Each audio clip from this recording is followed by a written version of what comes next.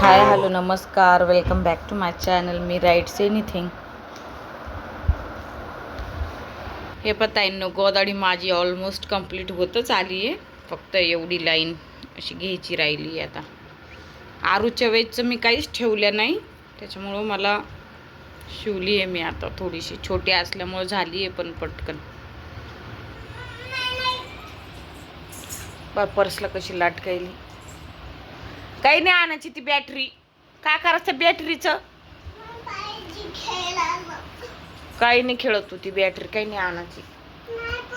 फोडून मोकळं करून टाकी ती. काही बी आणते तर परी काही बी आणीन. परीच्या मम्मीकडे पैसे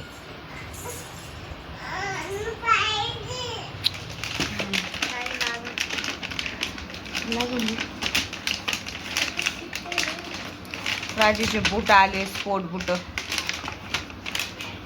ती साईज लहान मोठी आली तर वापस करावं लागल म्हणून दम्माने फाडायली.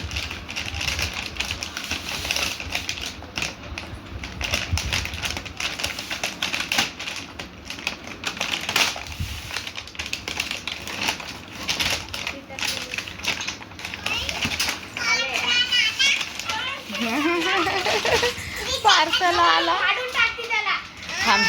थांब काढल्यावर दाखवा दीदी तिला. ती किती खुश होऊन आली. पार्सल आला. जूते दीदी के जूते मोटे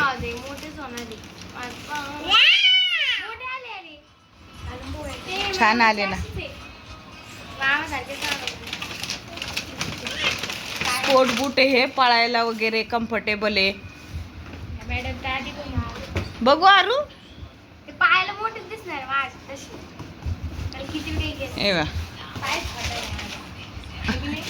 छान आहे ना. हे बघ खालचं छान आहे ना. पळायला वगैरे चांगले असते ना म्हणून तिने मागवले. तिला रनिंग वगैरे करायची आहे. तर तुम्हाला मागवायचे असेल ना, मी तिला लिंक टाकायला लावते डिस्क्रिप्शन बॉक्समध्ये. तुम्ही चेक करा. शूज भारी दिसायला. प्राची इकडं उभा राहा जरसं. इकडं भारी दिसायला ना. पिशवी पण आली त्यासोबत. पिशवी दाखव. त्यात ठेवायसाठी असं प्राची ते त्यातच ठेवायचे.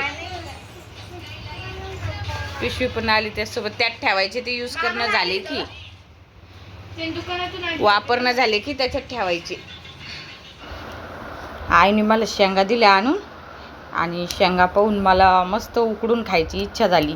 आमच्या वावरातल्या राहत्या ना, त्यावेळेस भरपूर अशा राहत्या आणि त्या वाळवायच्या नादात आहे ना, असं म्हणजे खाणंच होत नाही माझं. त्या वाळवायचंच पडतं. ते ऐन पावसाच्या सीझनमध्ये निघतात, वाळवायला जागा भेटत नाही, असं होऊन जातं. शेंगाला असं हे करून घेतलं आणि टोचण्या मारून मग मीठ आणि हळद चांगलं घुसतं याच्यात.